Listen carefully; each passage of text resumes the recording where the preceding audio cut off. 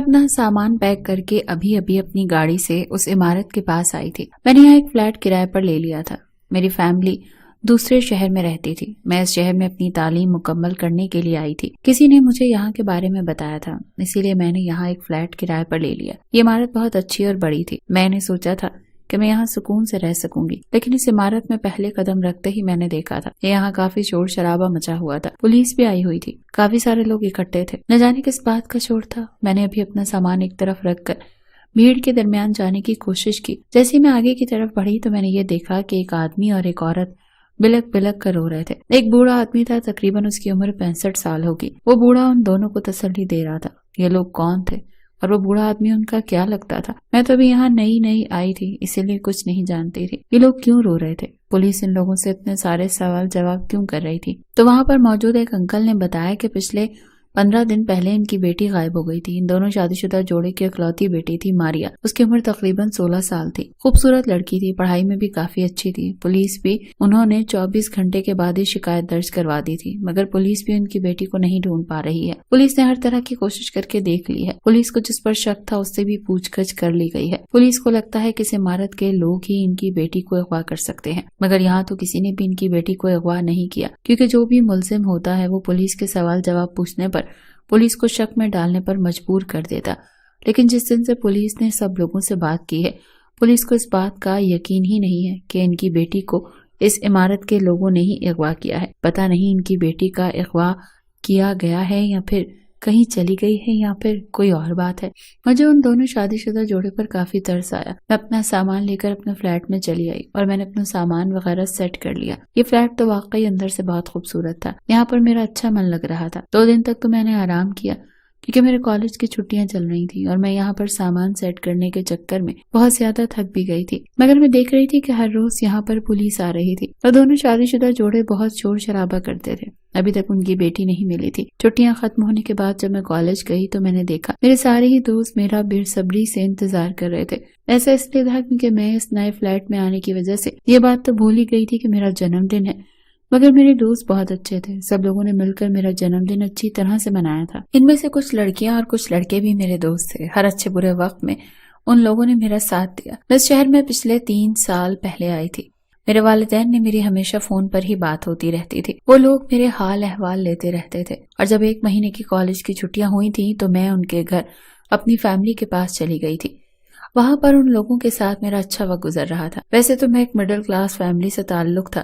میری 2 بہنیں اور 2 بھائی تھے۔ میرے پاپا نے کبھی مجھے کسی بات کے لیے روک ٹوک نہیں کی تھی۔ میری دونوں بہنوں کی شادی ہو چکی تھی۔ میرے دونوں ہی بھائی مجھ سے چھوٹے تھے، وہ بھی بہت اچھے تھے۔ کبھی کبھی ان لوگوں کا اس شہر میں آنا ہوتا تھا تو وہ لوگ مجھ سے ملنے ضرور جاتے تھے۔ میں اپنے پاپا کی لاڈلی تھی، اسی لیے انہوں نے میری ضد کرنے پر مجھے اس شہر میں پڑھنے کے لیے بھیج دیا تھا۔ میری ممی پاپا کو مجھ پر ہمیشہ ہی سے بہت بھروسہ رہتا تھا، اس لیے کہ میں ان سے اتنی دور رہ رہی تھی، مگر میں نے بھی سوچ لیا تھا کہ میں کبھی بھی ان لوگوں کا بھروسہ نہیں ٹوٹنے دوں گی۔ لیکن میرے کالج میں ایک لڑکا پڑھتا تھا جو مجھے بہت پسند کرتا تھا۔ کئی بار اس نے مجھے پرپوز کیا تھا، مگر میں نے اس کا پرپوزل ابھی تک قبول نہیں کیا تھا۔ میں سے کبھی کوئی جواب بھی نہیں دیتی تھی۔ ابھی تو مجھے صرف اور صرف اپنی پڑھائی پر دھیان دینا تھا۔ وہ لڑکا مجھے پسند کرتا تھا، مگر میں اسے پسند نہیں کرتی تھی۔ کالج میں میرا دن میرے دوستوں کے ساتھ بہت اچھا گزرتا تھا، اور جب میں اپنے فلیٹ میں آتی تو پوری طرح سے اکیلی ہو جاتی تھی۔ لیکن جب سے میں اس عمارت میں آئی تھی تو ایک عجیب سا شور شرابہ ابھی تک چل رہا تھا۔ ابھی تک ان لوگوں کی بیٹی کے بارے میں کوئی پتہ نہیں چل رہا تھا۔ میں سوچ رہی تھی نہ جانے ہمارے پولیس سسٹم کو کیا ہو گیا ہے۔ ایک لڑکی کو ابھی تک ان لوگوں نے نہیں ڈھونڈ نکالا، نہ جانے اس بیچاری بچی کے ساتھ کیا ہو رہا ہوگا۔ ایک دن میں نے اس لڑکی کے والدین سے پوچھا کہ آپ کی بیٹی کا برتاؤ کیسا تھا، پڑھائی میں کیسی تھی؟ تو انہوں نے مجھے بتایا کہ ہماری بیٹی پڑھائی میں بہت ذہین تھی، ہمیشہ اپنی کلاس میں پہلی پوزیشن لاتی تھی، اس کا مزاج بہت اچھا تھا، ہر کسی سے عزت اور محبت سے بات کرتی تھی۔ میں نے ان لوگوں سے یہ بھی پوچھا تھا کہ کہیں آپ کی کسی کوئی دشمنی تو نہیں، کہیں دونوں اپنے شوہر اور بیوی کی دشمنی نکالنے کے لیے کسی نے آپ کی بیٹی کو غائب کر دیا ہو، ایسا بھی تو ہو سکتا ہے۔ تو انہوں نے کہا ہاں آپ صحیح کہہ رہے ہیں، مگر ہمارا کوئی دشمن نہیں، ہم بہت سادہ لوگ ہیں، ہم تو یہاں صرف اپنے گھر میں رہتے ہیں۔ ماریا کے والد اپنی نوکری پر جاتے ہیں، مگر وقتاً فوقتاً واپس آ جاتے ہیں۔ ان کا تو دفتر میں بھی کبھی کسی سے جھگڑا نہیں ہوا۔ اس کے بعد ہم لوگ گھر کے اندر ہی رہتے ہیں، زیادہ تر وہ اپنے کمرے میں بند ہو کر پڑھائی کرتی رہتی تھی۔ ہمارا کوئی دشمن نہیں ہے، ہماری زندگی تو اچھی خاصی خوشحال گزر رہی تھی، پھر نہ جانے ہماری زندگی نے ایک ایسا موڑ لیا جس میں ہماری بیٹی ہی ہم لوگ سے الگ ہو گئی۔ میں نے انہیں تسلی دی اور کہا فکر نہ کریں، इंशाल्लाह आपकी बेटी जरूर मिल जाएगी। अब मैं उन लोगों के यहाँ बैठी हुई थी, तब अचानक उस 60 साल का बूढ़ा आदमी उनके घर के अंदर आ गया और कहने लगा, बेटा रोना बंद करो, तुम्हारे रोने से तुम्हारी हिम्मत टूट रही है, तुम्हें मजबूत रहना है। अपनी बेटी को तलाश करने के लिए तुम सिर्फ दुआ करो, ये पुलिस वाले या ये दुनिया वाले कुछ नहीं कर सकते, जो करेगा वो ऊपर वाला ही करेगा। मुझे तो ये बूढ़ा आदमी कुछ ठीक नहीं लग रहा था, क्योंकि उसकी नजरों का तजिया मुझे कुछ कुछ खुद पर पड़ता महसूस हो रहा था। जैसे मुझसे देखती है नजर बचा लेता। बड़ा ही अजीब आदमी था। मुझे लगा शायद ये इनका कोई रिश्तेदार होगा, मगर उन्होंने बताया कि हमारे फ्लैट के बिल्कुल ऊपर वाले फ्लैट में रहते हैं। इनकी बीवी की मौत हो गई है और बेटा और बहू और पोता पोती भी हैं। बेटे की दूसरे शहर में पोस्टिंग हो जाने की वजह से वो अपनी फैमिली के साथ बाहर रहने लगा, मगर ये यहाँ से नहीं गए। इन्हें तो यहीं का माहौल पसंद है। मेरी बेटी उनसे बहुत लगती थी, इसलिए ये मेरी बेटी के लिए बहुत परेशान है। इन्हें भी मेरी बेटी याद आ रही है। मैंने सोचा चलो अच्छी बात है, अंकल को अपनी बेटी की फिक्र हो रही है। लेकिन मैं काफी दिनों तक उस लड़की के लिए परेशान रही। न जाने क्यों मुझे उसके माँ बाप से एक अजीब सी वाबस्तगी सी होने लगी थी। मैं हर रोज उनके घर जाने लगी, उनके दुख सुख बांटने लगी और उनकी बेटी के बारे में जितना हो सके मालूमात निकालने लगी। मगर मैं परेशान थी तो सिर्फ उस बूढ़े आदमी की वजह से। न जाने क्यों मुझे शक में डालने पर मजबूर कर रहा था। और इसी तरह करते करते तकरीबन 2 माह गुजर चुके थे, मगर अभी तक मारिया का कोई अता पता नहीं था। मेरे इम्तिहानात आने वाले थे और इम्तिहानात के वक्त में ज्यादातर रातों को जाग कर पढ़ाई किया करती थी। दिन में मुझे सिर्फ कॉलेज में ही पढ़ाई करने का वक्त मिलता था या फिर अपने दोस्तों के साथ थोड़ी बहुत बातें कर लिया करती थी। दिन में मारिया के घर चली जाती थी। उसकी मम्मी का बर्ताव बहुत अच्छा था। मुझे उन लोगों के घर जाना अच्छा लगता था। पुलिस ने भी अब मारिया के वालिदैन को कह दिया था कि आपकी बेटी का कोई पता नहीं चल सका, हम कुछ नहीं कर सकते। एक आखिरी उम्मीद उन लोगों को पुलिस से थी और पुलिस भी अब अपने हाथ छाड़ चुकी थी। मारिया के वालिदैन का तो रो रो कर बुरा हाल हो चुका था। अब उन्हें यही लगता था कि कभी उनकी बेटी उन्हें वापस नहीं मिलेगी। मुझे भी बेहद अफसोस था कि आखिर उन लोगों के साथ बहुत बुरा हुआ, मगर सोचने वाली बात यह थी कि लड़की गई तो गई कहाँ। न जाने क्यों मेरा दिमाग एक जासूस की तरह सोचने लगा था।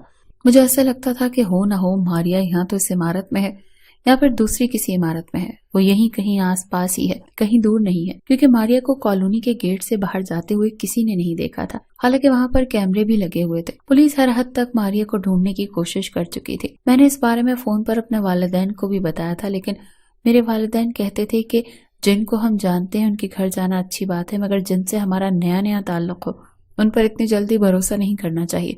तुम एक जवान लड़की हो, तुम दूसरों के घर इस तरह से मत जाया करो। मगर मैंने अपने वालिदैन को समझाया था कि मेरा दिल बिल्कुल साफ है, मेरे साथ कभी कुछ गलत नहीं हो सकता, और अगर गलत होगा तो फिर मैं भी मुकाबला करना जानती हूँ। एक रात में अपने फ्लैट में पढ़ाई कर रही थी और पढ़ाई करते करते काफी थक चुकी थी। तकरीबन रात के 3 बजे का वक्त हो रहा था। जब मैं उठी तो सोचा किचन में जाकर अपने लिए कॉफी बना लूं। कॉफी हाथ में लेकर और मोबाइल चलाते हुए मैं खिड़की तक चलती हुई आई थी, जब अचानक मेरी नजर सामने वाली इमारत की तरफ गई। वही बूढ़ा आदमी इमारत में ऐसे चोरी छुपे रात के वक्त कहाँ जा रहा था। इनका तो कोई रिश्तेदार भी नहीं था और ज्यादातर आसपास की इमारत के लोगों से भी बातचीत नहीं करते थे, ऐसा मैंने उनके मुंह से ही सुना था। तो फिर इस इमारत में क्या करने जा रहे थे? मैंने देखा वो बार बार इधर उधर देख रहे थे कि कहीं कोई उन्हें देख तो नहीं रहा, और फिर वो इस इमारत के अंदर चले गए। काफी देर तक मैं खिड़की में खड़ी हुई थी, उनके आने का इंतजार कर रही थी। पूरे 3 घंटे के बाद उस इमारत में से निकले थे। अगर दिन में कोई किसी के यहाँ जाता है तो समझ आता है, मगर आधी रात के वक्त किसी के यहाँ जाने का क्या मतलब बनता है? मुझे उन पर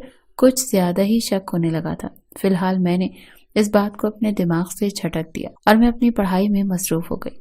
मगर यही सब कुछ मैंने अगले दिन फिर से देखा कि वो बूढ़ा फिर से रात के 2 या 3 बजे के दरमियान सामने वाली इमारत में जा रहे थे, और आज भी वो यही हरकत कर रहे थे। मगर उनके हाथ में कुछ था, ऐसा लग रहा था जैसे उन्होंने खाने पीने की प्लेट पकड़ी हुई है और वो ये लेकर इमारत के अंदर चले गए। मगर वो बार बार पीछे की तरफ मुड़कर या इधर उधर देख रहे थे कि कोई उन्हें देख तो नहीं रहा। न जाने क्यों मुझे इस मसले पर अब शक नहीं बल्कि पूरा यकीन होने लगा था कि दाल में जरूर कुछ तो काला है। इस बूढ़े की हरकतें वैसे ही मुझे दुरुस्त नहीं लगती थी, और अब तो धीरे धीरे समझ आने लगा था कि सामने वाली इमारत में आखिर क्या करने जा रहा है।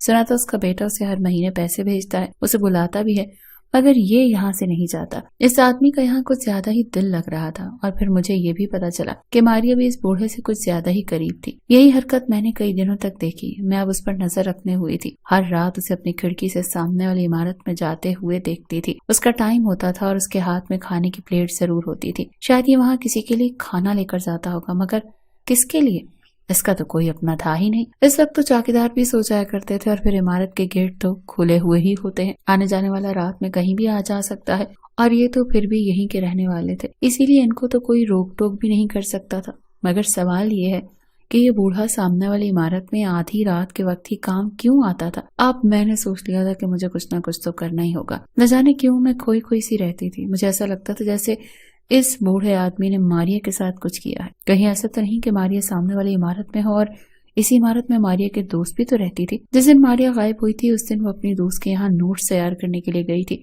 اور پھر وہ اپنا کام نمٹانے کے بعد وہاں سے آ گئی، مگر وہاں سے اپنے گھر نہیں آئی اور نہ ہی عمارت کے گیٹ سے باہر آئی۔ اب میرا شک یقین میں بدلتا جا رہا تھا۔ میں نے اپنے کلاس روم میں بیٹھی ہوئی تھی اور بڑی گہری سوچ میں بیٹھی تھی، کیونکہ میں یہی سب کچھ سوچ رہی تھی جب اچانک میری ایک دوست نے مجھے جھٹکے سے ہلایا اور کہنے لگی تمہیں کیا ہوا ہے؟ پھر میں نے ان لوگوں کو سب کچھ بتا دیا کہ میں کیا سوچ رہی ہوں۔ میں نے اپنے گروپ کے سارے دوستوں کو یہ بات بتا دی اور لوگوں سے کہا کہ یار وہ معصوم بچی ہے اور وہ خراٹ بڈھا آدمی، مجھے تو کچھ گڑبڑ لگ رہی ہے۔ میرے دوست کہنے لگے تم بالکل ٹھیک کہہ رہی ہو، تمہیں پہلے ہی اس آدمی پر شک ہے۔ کبھی کبھی شک یقین میں بھی بدل جاتا ہے، کیوں نہ ہم ایک پلان بنا لیں اس بوڑھے کے خلاف، دیکھتے ہیں یہ بوڑھا کیا کرتا ہے۔ اگر ہمیں کچھ گڑبڑ لگی تو ہم اسے موقع پر ہی پکڑ لیں گے، اور اگر ہمیں لگا یہ بوڑھا ٹھیک ہے تو اس نے کچھ غلط نہیں کیا تو ہم لوگ خاموشی سے وہاں سے واپس آ جائیں گے۔ میں نے ہم سب کو مل کر یہ سب کچھ کرنا ہوگا۔ وہ لوگ میرا ساتھ دینے کے لیے تیار تھے۔ ہم نے کالج میں ہی کافی دیر تک پلان بنایا، بحث کی اور پھر میں اپنے گھر واپس آ گئی۔ ہر دن کی طرح میں نے پھر سے اپنی پڑھائی پر توجہ دینا شروع کر دیا تھا اور میری کچھ دوست میرے ساتھ مل کر میرے فلیٹ کی کھڑکی سے اس بوڑھے پر نظر رکھ رہی تھی۔ جیسے وہ ہماری عمارت سے نکل کر سامنے والی عمارت کے گیٹ تک پہنچا تو میں اور میرے دونوں دوست اس کا پیچھا کرنے لگے۔ اس کا پیچھا کرتے کرتے وہ لوگ اس فلیٹ تک پہنچ گئے جس فلیٹ کے اندر وہ بوڑھا جانے والا تھا۔ پہلے تو اس نے چابی سے تالا کھولا تو میرے ایک دوست نے انہیں باتوں میں لگانے کی کوشش کی، حالانکہ بوڑھے نے رات میں میرے دوست سے یہ بھی کہا تھا کہ اتنی رات کو تم یہاں کس کا ایڈریس پوچھنے کے لیے کیوں آئے ہو؟ میرے دوست نے جواب دیا جیسے آپ یہاں پر اتنی رات کو آئے ہیں اسی طرح۔ تو اس نے ایک بڑی عجیب بات کہی، وہ کہنے لگا یہ فلیٹ تو میرا ہے اور میں اپنے فلیٹ میں کبھی بھی آ سکتا ہوں۔ میرا دوست کہنے لگا ارے انکل آپ ناراض نہ ہوں، وہ ان کو باتوں میں لگا رہا تھا، جبکہ دوسرا دوست خاموشی سے فلیٹ کے اندر جا چکا تھا۔ جب ہمارا ایک دوست فلیٹ کے اندر چلا گیا تو باقی دوستوں نے مسئلے سے اپنا پیچھا چھڑایا اور وہ بوڑھا بھی تسلی مند ہو کر فلیٹ کا دروازہ کھول کر اندر کی طرف جانے لگا۔ میرے دوستوں سے وہاں کھڑے ہو کر چوری چھپے دیکھنے لگے۔ انہوں نے اپنے ایک ساتھی کو اندر بھیج دیا تھا تاکہ وہ اندر جا کر یہ دیکھ سکے کہ اندر کوئی گڑبڑ ہے یا نہیں۔ وہ اندر گئے ہوئے دوست کو گڑبڑ کا احساس ہوا۔ وہ لڑکا فلیٹ کے اندر جاتے ہی ایسی جگہ چھپ گیا جہاں سے یہ بوڑھا اسے نہیں دیکھ سکتا تھا۔ وہ بوڑھا آدمی اسٹور روم کی طرف گیا۔ جب میرا دوست بھی اس کے پیچھے پیچھے گیا اور اس نے دیکھا کہ ہم لوگوں کا شک بالکل صحیح ہے تو اس نے چپکے سے دروازہ کھولا اور اپنی باقی ساتھیوں کو بھی اندر لے لیا، کیونکہ معاملہ گڑبڑ نہیں بلکہ بہت بگڑ چکا تھا۔ ہم اپنے پلان میں کامیاب رہے، اس بوڑھے کو بھنک بھی نہیں پڑی تھی، اتنے لوگ ان کے پیچھے پڑے ہوئے ہیں۔ انہوں نے جب فلیٹ کے اندر آنے کے بعد دروازہ بند کر لیا تھا، وہ بھی ہمارے دوست نے اندر سے کھول کر باقی سارے ساتھیوں کو فلیٹ کے اندر لے لیا اور پھر اندر جانے کے بعد میرے تینوں ہی دوستوں نے اس بوڑھے کو گھیر لیا اور اس کے بعد انہوں نے ہمیں بھی بلا لیا وہاں۔ ان لوگوں کو دیکھ کر بوڑھا آدمی کہنے لگا تم لوگ یہ کیا کر رہے ہو؟ کیا بدتمیزی ہے؟ تم لوگ یہاں پر کیسے آئے؟ اس وقت موقع پر ہم ساری لڑکیاں بھی وہاں پہنچ گئی تھی۔ ہم لوگوں نے شور مچانا شروع کر دیا تاکہ ارد گرد کے سارے لوگ جاگ جائیں۔ وہ تو ہمیں دیکھ کر بہت گھبرا گئے۔ وہ بوڑھا کہہ رہا تھا یہ فلیٹ میرا ہے، اسے میں نے کرائے پر لیا ہے، تم لوگ میرے گھر میں کس طرح سے آئے ہو؟ اس بوڑھے نے یہ فلیٹ کرائے پر کیوں لیا تھا؟ یہ تو اکیلا تھا، آخر اسے کیا ضرورت پڑ گئی تھی؟ مگر ہمارا جو دوست اس فلیٹ میں سب سے پہلے آیا تھا وہ جو اپنی آنکھوں سے دیکھ چکا تھا، اس نے کہا تم لوگ بھی دیکھ لو۔ میرے ایک دوست نے اس کا گریبان پکڑ لیا اور ہم اسٹور روم میں جانے کے لیے کہا۔ فلیٹ میں 2 کمرے بنے ہوئے تھے اور ایک اسٹور روم تھا۔ ہم اسٹور روم کی طرف آئے تو یہ دیکھ کر ہمارے پیروں تلے سے زمین نکل گئی کہ میرا شک واقعی یقین میں بدل چکا تھا۔ جو ہم نے سوچا تھا ویسا ہی تھا۔ ماریا ایک 16 سال کی معصوم لڑکی جو زمین پر بے ہوش پڑی ہوئی تھی۔ ہم نے جلدی سے اسے اٹھایا، پانی کے چھینٹے مار کر اسے ہوش میں لانے کی کوشش کی۔ آہستہ آہستہ وہاں پر لوگ اکٹھے ہونے لگے۔ بوڑھا بہت ڈر گیا، بھاگنے کی کوشش کر رہا تھا، ہاتھ پاؤں مار رہا تھا، مگر میرے تینوں دوستوں نے اسے قید کر رکھا تھا، جبکہ میرے ایک دوست اس کی ویڈیو بھی بنا رہا تھا۔ دیکھا تو آہستہ آہستہ تمام لوگوں کی فلیٹ کی لائٹ آن ہونے لگی، لوگ وہاں آنا شروع ہو گئے، چوکیدار بھی آ چکا تھا۔ جب سب کے سامنے یہ بات آئی تو سب کے ہوش اڑ چکے، کیونکہ کسی کو بھی اس آدمی سے ایسی امید نہیں تھی۔ ماریا کی حالت بہت خراب تھی، اسے اسپتال لے جایا گیا۔ ماریا کے والدین بھی شور شرابے کی آواز سن کر یہاں آ گئے۔ ماریا کی ماں نے جب دیکھا کہ ان کی بیٹی زندہ ہے اور یہاں اس فلیٹ میں بند ہے تو ان کا تو رو رو کر برا حال ہو چکا تھا، مگر میں نے انہیں تسلی دی اور کہا اب آپ کو اپنی بیٹی کا خیال رکھنا ہے۔ وہ اپنی بیٹی کو لے کر اسپتال چلے گئے، جبکہ ماریا کے والد نے پولیس کو کال کر دی۔ پولیس نے تھوڑی ہی دیر بعد وہ آ گئی تھی۔ ہم بوڑھے سے اپنے طریقے سے ساری بات اگلوانے کی کوشش کر رہے تھے، مگر وہ اپنی کوئی بات بھی بتانے کے لیے تیار ہی نہیں ہو رہا تھا، کیونکہ وہ تو کافی کوشش کر رہا تھا۔ ہم نے وہاں پر موجود لوگوں کو بتایا کہ اس نے ماریو کو اپنے پاس اس فلیٹ میں قید کر کے رکھا ہوا تھا۔ اس کے پاس تو پہلے ہی ایک فلیٹ ہے جو اس کا اپنا ہے، تو پھر اسے یہ فلیٹ کرائے پر لینے کی کیا ضرورت پڑ گئی، اور یہ یہاں پر ہر رات کھانا لے کر آتا ہے۔ ہم نے آج اس پر نظر رکھی ہوئی تھی، آج ہم اسے رنگے ہاتھوں پکڑنا چاہتے تھے۔ ہم سب نے مل کر اس انسان کی سچائی تو کھول کر رکھ دی تھی۔ اسے امید ہی نہیں تھی کہ ایسا بھی ہو سکتا ہے، مگر مجھے حیرانی اس بات پر تھی کہ یہ بوڑھا کتنا چالاک تھا۔ اب باقی کا کام میں نے پولیس کے حوالے چھوڑ دیا تھا۔ پولیس نے اسے گرفتار کر کے اپنے ساتھ لے گئی۔ ماریو کے والد، میرے دوست، سب لوگ پولیس اسٹیشن چلے گئے اور انہوں نے بتا دیا تھا کہ ہم سب نے کس طرح سے مل کر اس بوڑھے کو پکڑا ہے، تو انہوں نے ہم سب دوستوں کا شکریہ ادا کیا۔ ہمیں خوشی محسوس ہو رہی تھی کہ ہم نے اس لڑکی کی مدد کر کے اس کی جان بچا لی تھی۔